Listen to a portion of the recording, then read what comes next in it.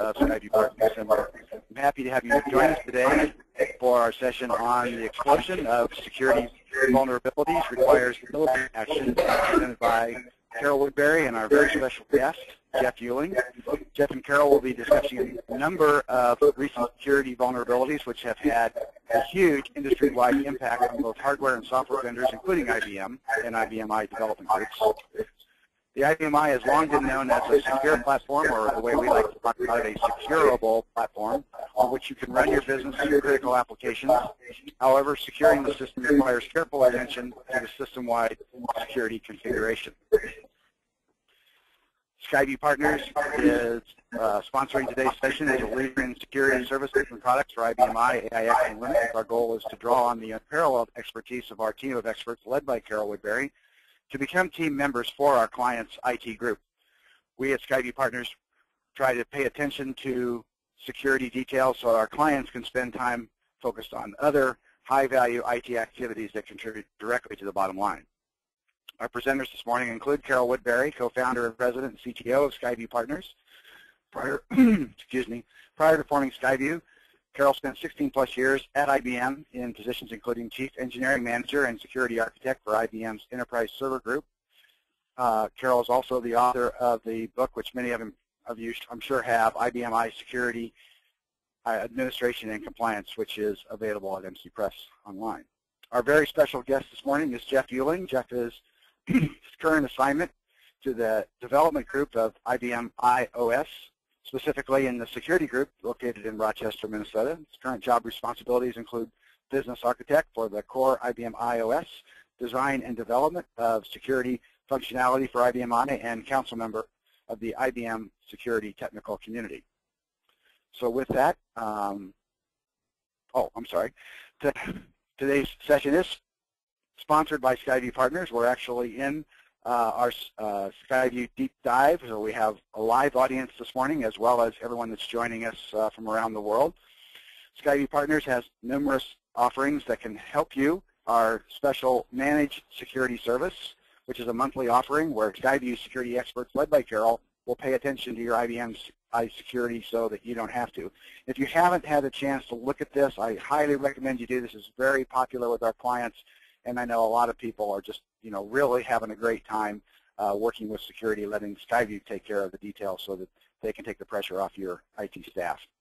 We also continue to have our security checkup service as well as security remediation services, as well as our software risk assessor, vulnerability assessment, policy minder, security administration, audit journal reporter, predefined auditor-ready reports, and we also have policy minder for open systems. And keep in mind that all Skyview Partners software is available on unlimited software license.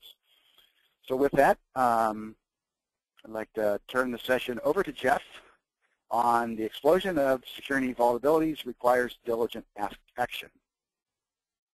Okay, and Jeff, you should have the ball. Okay, I'm just going to share my screen and we'll get started. All right, here we go then. Okay, well, thanks, JD, and thanks, Carol, for inviting me to come and talk today. We're going to talk about a very interesting topic in security, at least interesting for the security professionals, and hopefully it will grab the attention of all the customers. We're going to talk about the explosion of security vulnerabilities as it pertains to not only IBMI, but also all of the clients and servers and devices in your enterprise. Just a quick background on who I am. So I work in the security development group out of Rochester, Minnesota, and have been in that role for a long time. I actually worked with Carol when she was an IBM employee back a number of years ago now. We worked together for a long time, so good friends and known each other for a long time. One of the things I'll talk about in addition to security development and what we do in IBMI, just for a quick understanding of the role that I play within IBM, certainly work in the development group for security, so we're working on new enhancements, each release of IBMI, updates to existing technology and so on. But one of the jobs that I hold in IBM is basically the IBMI prime contact for security vulnerabilities. So when a vulnerability is reported, it comes through a group in IBM that we'll talk about in the presentation, then eventually, or quickly actually, gets to me to start the analysis on IBMI. Certainly I use the whole development team in Rochester and our other development locations for to take a look at the vulnerabilities, figure out whether we are affected on IBMI, and then follow the process through to providing a fix for our customers. So just a little bit of background. So what are we going to talk about today? We're going to talk about security vulnerabilities. Here are a few on the agenda slide that we're going to talk real briefly about, just to kind of give you an idea of what's happening out in the industry. We're going to talk a little bit about Java and some of the other technology that we have on IBMI that does require pretty consistent management of fixes. We'll talk in a lot more detail about that. But then we'll get into a couple of slides related to IBMI and Power in general, your Power server in general, as well as take a quick look at the entire enterprise, the entire corporation on what type of equipment these vulnerabilities impact. We're going to talk about the process that we go through in IBM to deliver fixes, and then last a couple slides we'll talk about some notification support that's available today with enhancements that we're working on. So we'll go ahead and get started. So we're going to talk about some of the security vulnerabilities, and depending on your job within your company, some of you may have a lot of interest and have a lot of experience with these vulnerabilities. They've been just we've been inundated by lots of vulnerabilities. Not all of them impact IBMI, but there are some pretty major ones that are happened this last year and are actually happening right now. You may have heard of Heartbleed, Shellshock, and Poodle. Those were three huge vulnerabilities that impacted the entire IT industry in late 2013 and throughout 2014. One of the vulnerabilities that I don't have on this slide is something brand new. It's called Ghost. It's a Linux-based vulnerability or a Unix-based vulnerability. If you open up the press today, take a look at the internet, do a Google search for Ghost vulnerability, you're going to see that thing popping up. It's just been recently reported externally. The press has got wind of it, and now writing articles and so on. There's a lot of work going on in IBM today, and started last week on this vulnerability, and so that'll be the next in the long line of vulnerabilities. So what's happening out in the industry, and why there's so many of these vulnerabilities popping up? As you know, we've had security vulnerabilities since day one of computer systems, if you get right down to it. And the internet has certainly caused an explosion of information out there to be able to share details and so on. So that's certainly one of the reasons why we hear so much more about these vulnerabilities, but nothing new, really. I mean, there's been vulnerabilities, for many, many years. But what's happening now is, there's a lot of factors that play into it. We've got a lot of independent folks out there that are doing research on security vulnerabilities, doing things like penetration testing of systems, looking for exploits that can be taken advantage of. Most of these researchers are the good guys. They're the ones that are doing the research, trying to find these vulnerabilities, and are very responsible on how they go about reporting the vulnerabilities to different groups in the IT space. But we have the flip side of that too. Obviously, are the hackers that are out there that are are trying to exploit things and not telling anybody, although that information spreads very quickly as well. Can you guys still see my screen? Carol? Hello?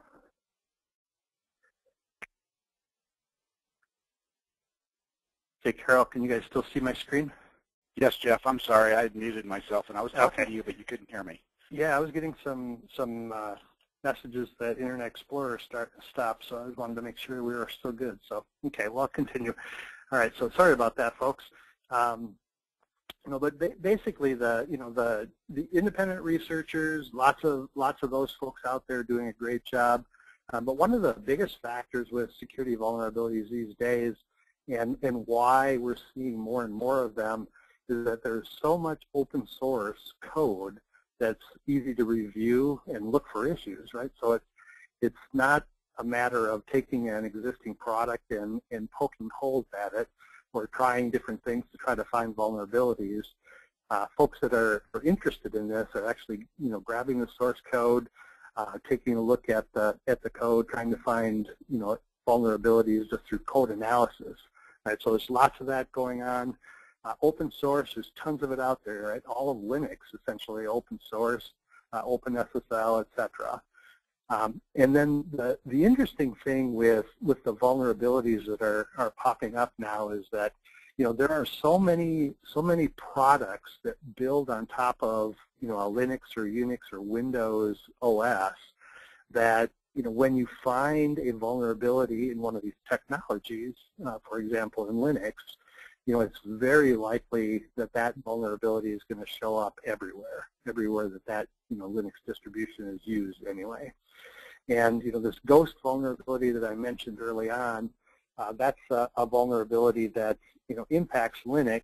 So I suspect what we're going to see out of that particular problem is fixes coming out that are going to impact lots of your products if you have Linux, Unix, etc.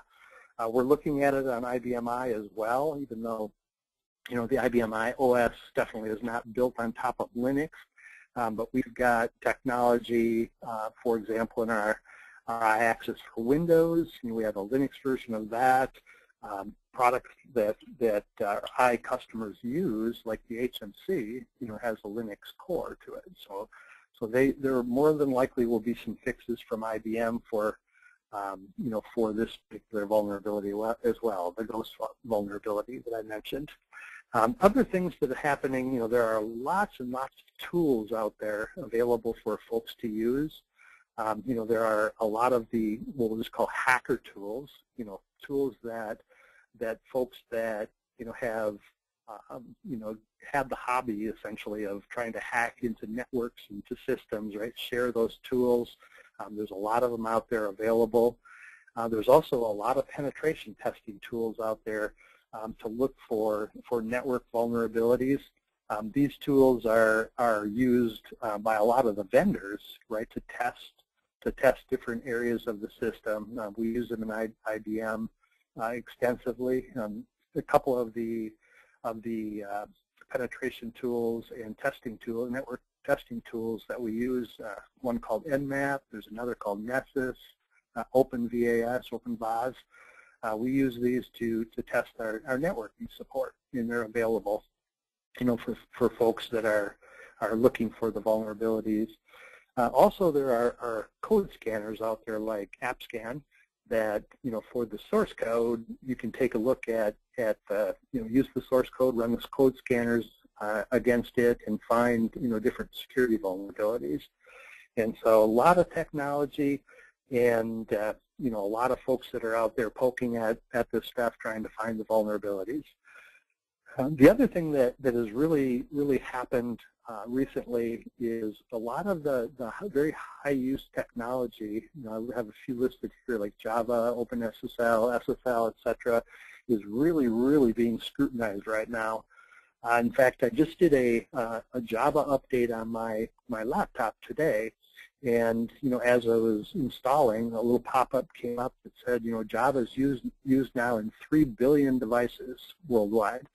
So a vulnerability that affects Java obviously then affects many different devices and technology areas of all of our clients and servers. So, but that stuff's all being scrutinized very thoroughly these days.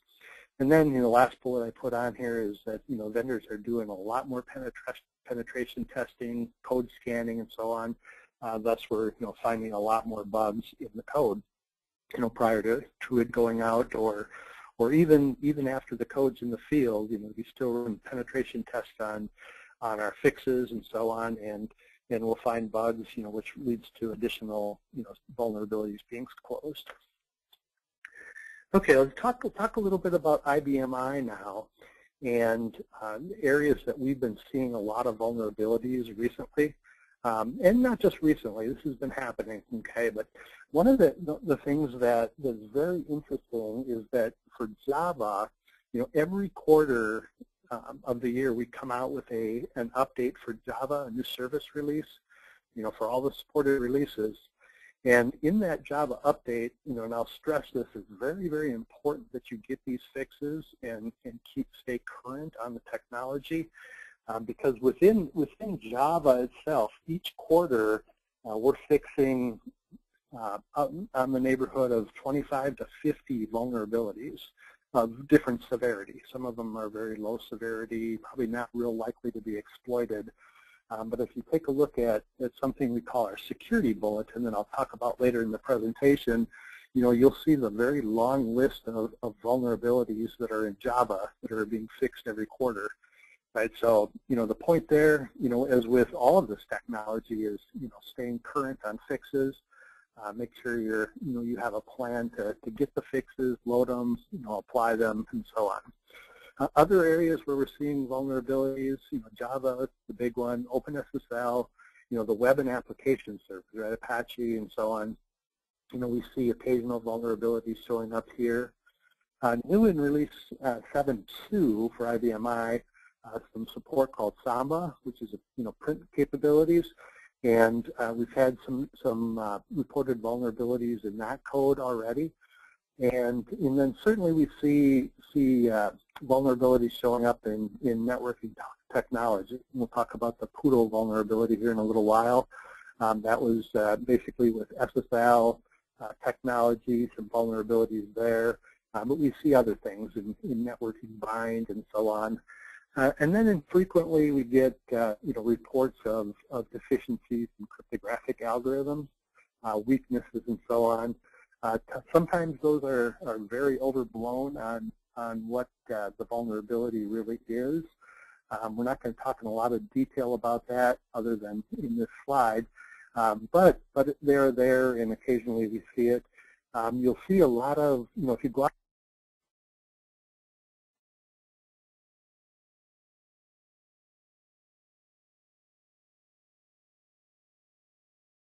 don't use others anymore.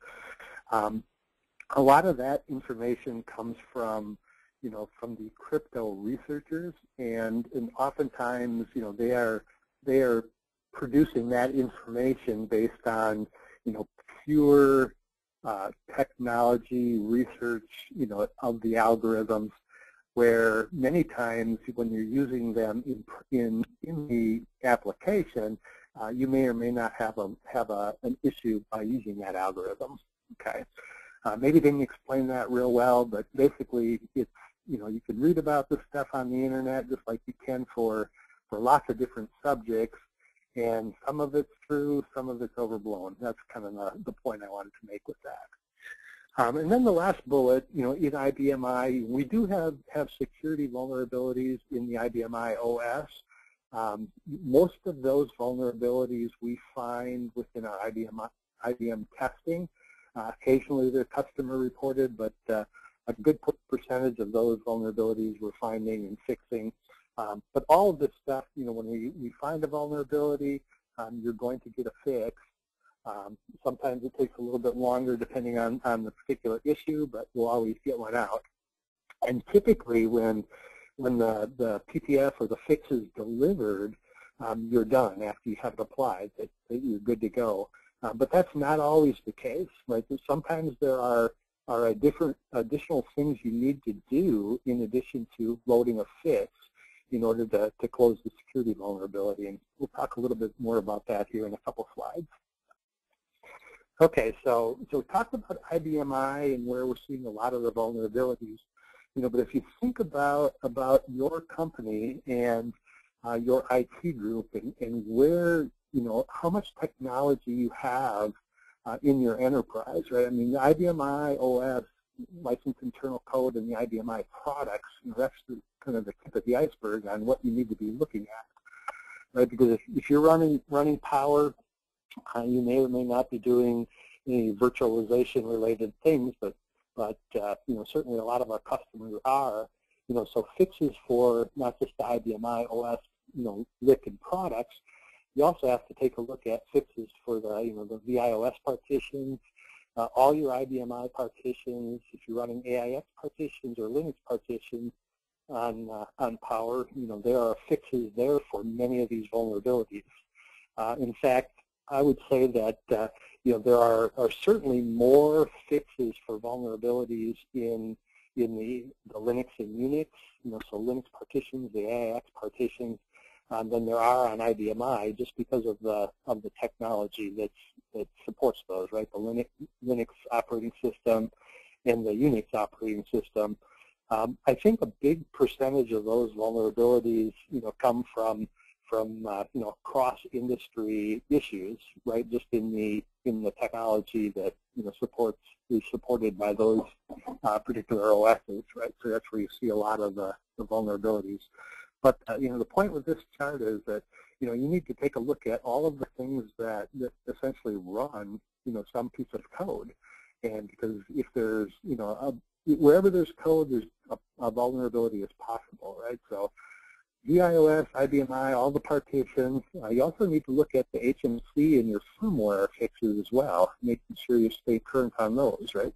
The HMC is built on top of a Linux OS, right? So they have vulnerabilities just like a Linux operating system running on some laptop.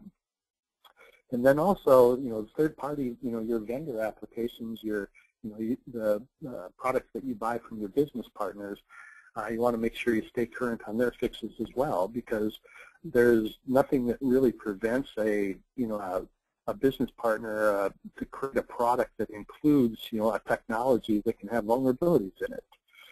For example, right? And we have business partners out there that sell cryptographic products. Some of them bundle algorithms right in their product, right? So they may require fixes. Some of the applications may be set up to run securely over the network, right, using SSL.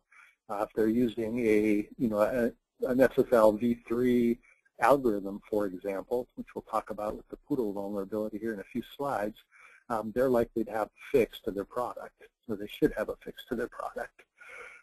Where things really kind of get interesting is that when you get beyond the Power hardware and software, right, other things you need to really be looking at is fixes for your storage. If you're running a storage area network, that has an OS in it, just like tape and printers, right? Tape libraries have code in them. All your networking equipment, networking switches, firewalls, routers, all have software in them as well, right? And they are very likely to have fixes for a lot of these vulnerabilities. You need to follow up on that. One of the things that I talk about at a lot of conferences is I do a presentation called Best Practices, and in that presentation I talk about all of your peripheral devices, right, where it's tape, printers, networking switches, routers, etc., firewalls. One of the things that I talk about in that presentation is the need to stay current on that technology as well.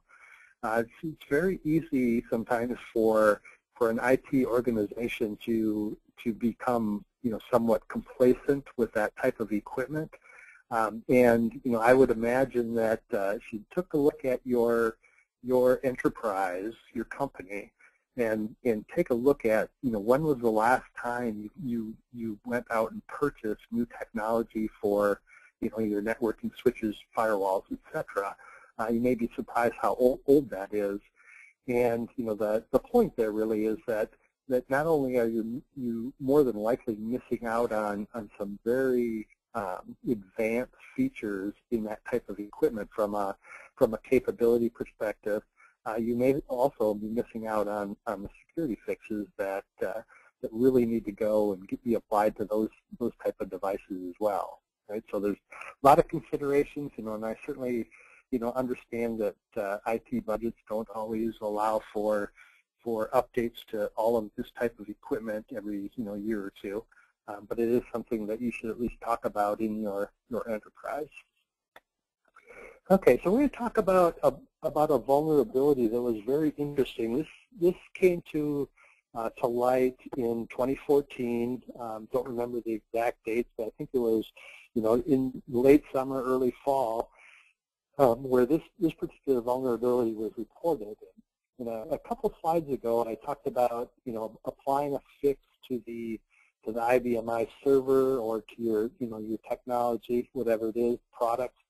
And typically, when you apply that fix and activate it, the issue is now gone from your server. Okay, but this particular vulnerability was very interesting, where essentially it was in something we call SSL version 3. Okay, so this is the support that you would use where you want to do a secure connection between a client and a server. You use a capability called secure sockets layer. And over the years, there have been many different versions of the code that supports this secure connection. Right? Essentially, what's happening is you are encrypting all of the data that's flowing from the client to the server and vice versa through the SSL support. Well, this particular version of SSL was one of basically the last version of SSL that has been supported.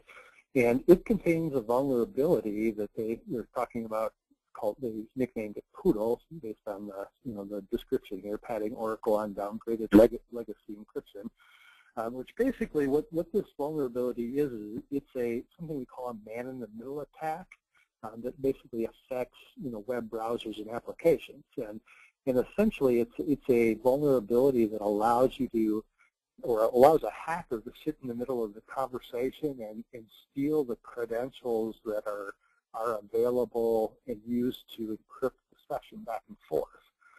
So they get a hold of those credentials, and now they can use them to decrypt the data, get back to clear text, and see the data being passed over the network. Very bad bug, caused a lot of ripple in the industry. But the real interesting thing with this one is there is no fix for SSL v3. Okay, so basically all of the servers and clients that are out there that were negotiating to use this level of encryption in SSL, were broken. And the reason there's no fix is it's an architectural problem versus really something that can be fixed in the code. Okay, so what had to happen? There's follow-on support for SSL called TLS, and there are different versions of TLS as well. TLS stands for Transaction Layer Security, right? It's basically a follow-on to SSL, v3, new technology. And so the fix for this stuff is for customers to move off of and prevent the use of SSL v3, and for application providers that are out there using SSL v3 to upgrade their apps to use TLS. And within IBMI, we had numerous fixes for this particular issue. For areas, both System SSL and Java, all of our Lotus products like Domino and Same Time, etc. All had fixes for this, and the fixes were essentially to either ensure the applications use TLS, or that was the fix. There wasn't an or. There was no fix to avoid or fix SSL v3. So lots of work went into this. Okay. I got a couple of charts here, and you can kind of read through these, but basically what the support that we have in IBMI for system SSL, which is used by many applications, it's used by the web servers and so on. It's not used by the Lotus products. They bundle their own SSL and TLS support in those products. But the system-wide support for SSL, there are 3 system values that have been around for several releases now, back to 6.1. I don't really recall whether they were available prior to 6.1 or not, but for this discussion, we're going to talk about 6.1, 7.1, and 7.2. And there are different levels of support available in IBMI for the TLS support. Okay, so these 3 system values, the SSL cipher control, there's 2 values there, one called user-defined, one called star OPSIS, which basically says the operating system chooses the level of encryption used for the the secure connections. But these 3 charts that I'm going to show you basically have some guidance on what you should have on your server depending on what release you're running at. Okay, and the idea behind these system values and why I'm going to talk about them here in reference to Poodle is this is how, for system SSL, how you move away from SSL v3, to make sure that clients that are connecting into your server, your IBMI server, are not using SSL v3 to do that connection, right? Otherwise, if you allow that, you're vulnerable to Poodle. Okay. The tricky thing with all of these releases, okay, is that depending on the client, so if you take an example where you're running a web server on IBMI and you've got some old technology that is being used to connect in over the internet through the web server, or to the web server through a browser sitting out in the client. If you have old technology, they may not have the support in those client devices to even use TLS, right? So you could have application breakage, if you change these system values away from SSL, saying I'm only going to support TLS. And if the application or the client device itself doesn't support TLS, you can have breakage. Okay, for each of these releases, there were some PTFs, kind of varying degrees of PTFs that are there to help with the movement to TLS. Not all of these none of these are related to fixing SSL v3. But it was more to enable the migration to TLS more gracefully through the different releases. So our networking folks worked on this stuff, did a good job of trying to help ease the pain, if you will, of moving off of SSL v3. You'll see in 6.1, the only level of TLS that's supported is TLS v1, version 1. When you get to 7.1, very similar support. You have the cipher control, you set that to user-defined. If you leave it at star OPSIS, you can run into trouble where the OS will accept SSL v3, so really have to move to star user-defined.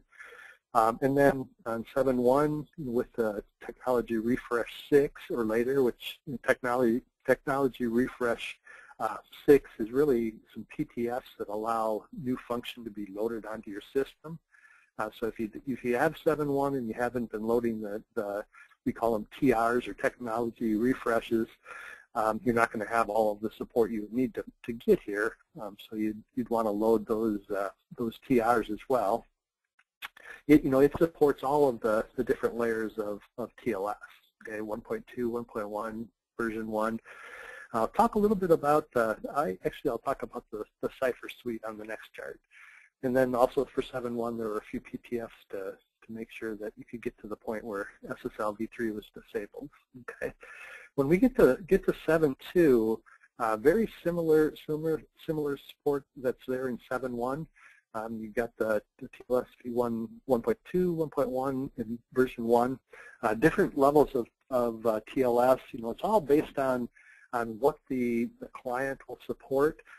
As you move up in algorithm, typically it's more secure or more function, one of the two. It doesn't necessarily always be more secure, but typically it's new function, so on in the SSL support. But then also there's something called the SSL cipher suite, okay? And this is a list of encryption algorithms. Most of the time you can kind of just ignore the system value. The protocol is more important. It's going to go down through the list in order and pick the algorithm that both sides of this connection are going to be able to use, right? So IBMI, you're sitting at these different releases, have all these cipher suites sitting there ready to use. It's really dependent on the client on what gets chosen. You know, what support does the client have, the client side of the conversation have, you know, determines, you know, through a negotiation when you're establishing the SSL session. Basically, it goes down through this list, and the client will tell the server, you know, here's what we have available, and the system will pick the most secure value, right? So the point of these charts, okay, is that if we go back and look at 6.1, we only support TLS version 1, okay? When we get up to S7.2, we support all of the versions and all of the cipher suites. So, you know, the point of these charts is to give a little bit of guidance on Poodle, and, you know, since this was a really interesting vulnerability with no fix, kind of try to explain a little bit what these system values do. There are also, if you're interested in and you have not upgraded to use the new support to fix the vulnerability, our software support group in IBM published a tech note or technology note related to Poodle that has a lot of really good information in it that talks about, you know, all of the different things you need to do to secure your environment from this vulnerability, right? And it talks about the, you know, the Domino support, the web servers, system SSL, Java, etc. Right? So we'd want to take a look at that technology note. You can get that through service, your support group, and they can point you to that. Hey Jeff, we have a question here. Sure. So the elephant in the room, and what a couple people have asked, is that what about 5.4? Do you want me to answer that question for you? So you don't Sure. have to? Sure. The answer is 5.4 is not being upgraded. Or with these vulnerabilities are on 5.4, you need to get to a current release. Did I answer that correctly? Yeah, that's a, you know, a very good answer.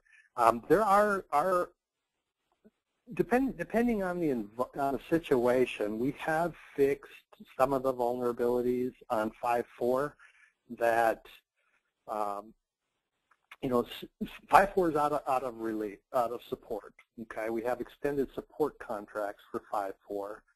Certain vulnerabilities and certain, you know, hyper integrity problems or hyper PTFs have been created for 5.4 to fix, you know, crash situations, stuff that aren't related to security. You know, so occasionally there's a fix that goes there. You know, but the other problem that we have with 5.4, and really the reason that customers, you know, if they're going to run their business on IBMI, really need to be looking at upgrading, is that a lot of the technology that's built into 5.4 for these different areas that we're seeing a lot of vulnerabilities show up in, we just don't have the ability to even upgrade that software on 5.4 because of a lot of compatibility issues that customers would run into. The technology, you know, isn't going to be at the point where it's going to work in a lot of cases. And so, you know, really the push for not just IBMI, but, you know, we talked about all of the equipment that you use in your enterprise. The reality of it is that you know, these vulnerabilities are showing up in a lot of this technology. The way to make sure that you're not vulnerable is stay current. Okay, you know, how old is 5.4 now? I mean, it is. You know, I'd have to go back and look when that was released, but it's got to be, 12 to 15 years ago now, I would guess. I'm just kind of doing some math in my head. And you can think about things like like cell phones, for example, right? I mean, look at the technology explosion that's happened there, and you're just, with the IT industry, you're just way out of date, if you're running those old, unsupported releases, so that's the reality of it. Okay, any other questions on that or follow-up questions before I jump to this slide? Okay, we must be good to go. All right, so talk a little bit about what happens in IBM now when a vulnerability is reported. Okay, and well, IBM, and along with most of the other major vendors, and I suspect it branches well beyond that. Most of the vendors are hooked into a lot of the industry affiliations that deal with security vulnerabilities. I've got a handful listed here. We have a very in-depth process in IBM when vulnerabilities are reported through these groups and through CERT and so on. We have something we call the IBM Global Core Team that includes a number of people from IBMI, which I'm one of the reps on that group. And the global, or the team within IBM that handles the vulnerability through these different groups that are reporting them, they work with them, and then the global team in IBM looks at the technology that we're responsible for to determine whether or not the technology is vulnerable to this attack. Then we go through a pretty comprehensive process to deliver fixes. Okay, so for example, we've got a number of people in IBM that are part of the main team that handles the reported vulnerabilities, and we've got tools, basically internal tools that we use to communicate all of the different groups in IBM. And so IBMI is one of many groups that are hooked into this team and are responsible for evaluating and producing fixes for our technology. Okay, and so it's a pretty interesting process. It's kind of a very, very exciting area to be working in because there's so much activity going on, and it allows the team to work with all the different development groups under our pillar, in this case IBMI, to determine whether or not things are vulnerable, work with them on the fixes, and so on. The output of this whole process, big process in IBM, is essentially PTFs to fix the problem, and then something we call a security bulletin that we'll talk about here in a minute, that basically is some customer notification of the fix. Okay. So this team in IBM called the PSIRT team, IBM Product Security Incident Response Team. This is the group that handles the initial report of the vulnerability within IBM. And then they update the tools. Here's a new vulnerability coming in. What do they do? They have a lot of capability within this team to take the vulnerability, take a look at it, score it, basically to see how severe the vulnerability is, and then work with all of the teams in IBM that deliver.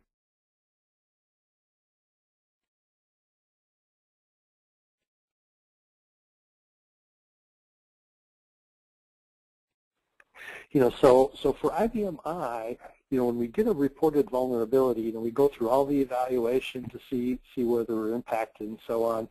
And typically, the output is going to be a PTF or a fix, depending on the product.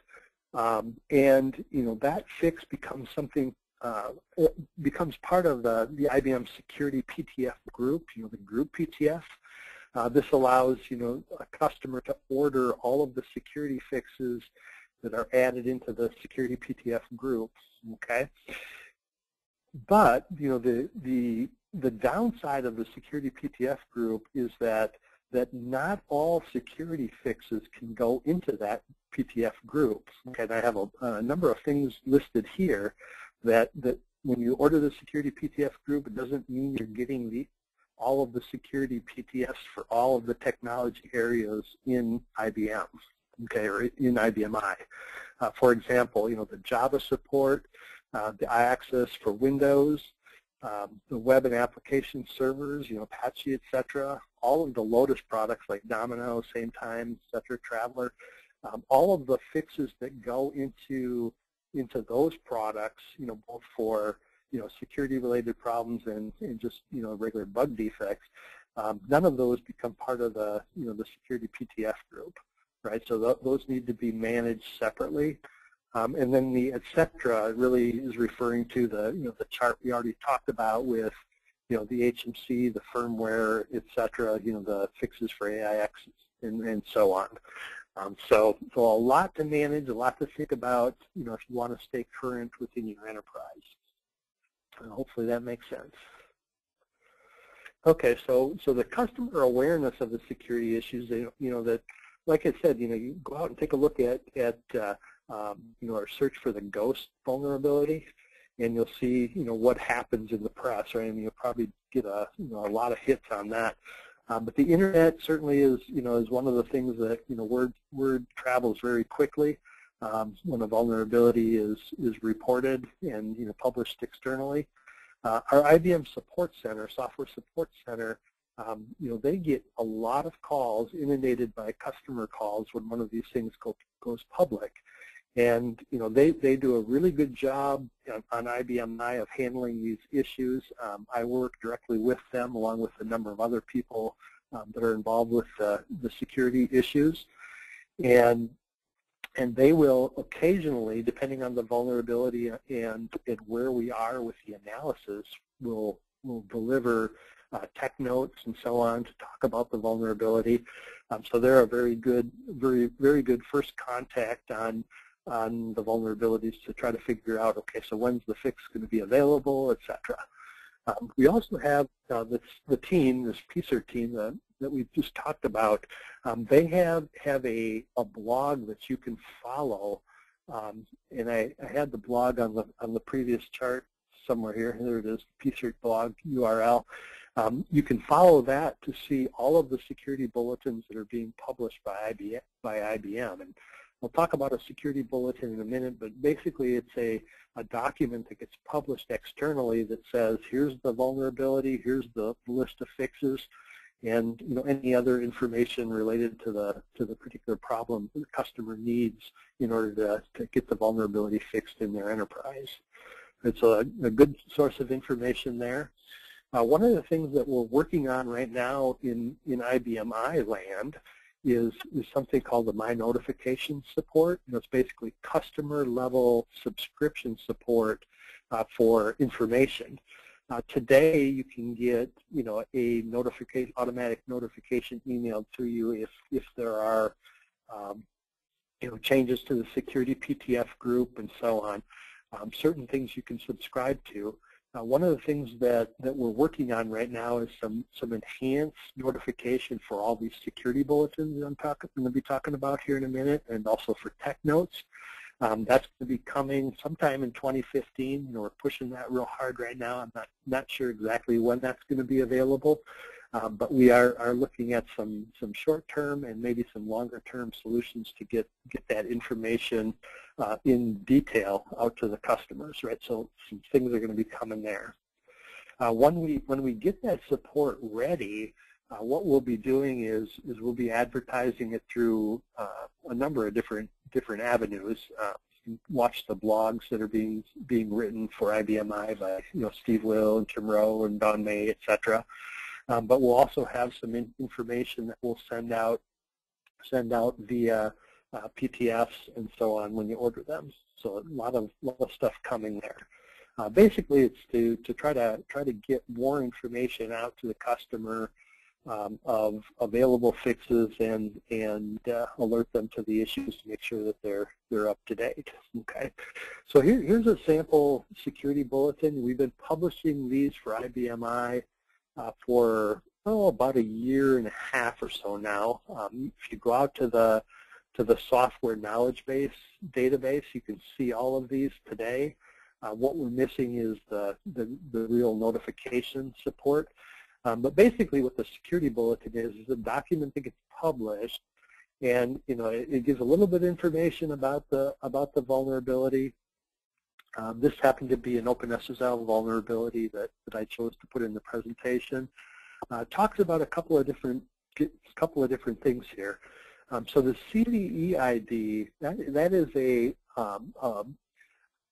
basically a value that identifies the vulnerability. And for this particular issue, there were actually 3, but I only copied 2 of the vulnerabilities into the presentation here just to save some room. But it talks about the scoring, what the issue is, the scoring. The base score really is out of 10, so it's a severity of the particular problem. So this is like right in the middle as far as vulnerabilities go. But we tell you what the issue is, what area of technology is affected, and then we get into affected versions and products, and give you the PTF information for the fixes. So that's something you guys can go take a look at. Everybody can go look at the software knowledge base today. The subscription support we're working on. Hopefully that'll be coming soon. So, but anyway, that's what I have today for the presentation. Certainly we'll take any questions. Maybe Carol, you can help with the questions. I'm not sure I'm seeing them all. And appreciate your time, and thank you very much.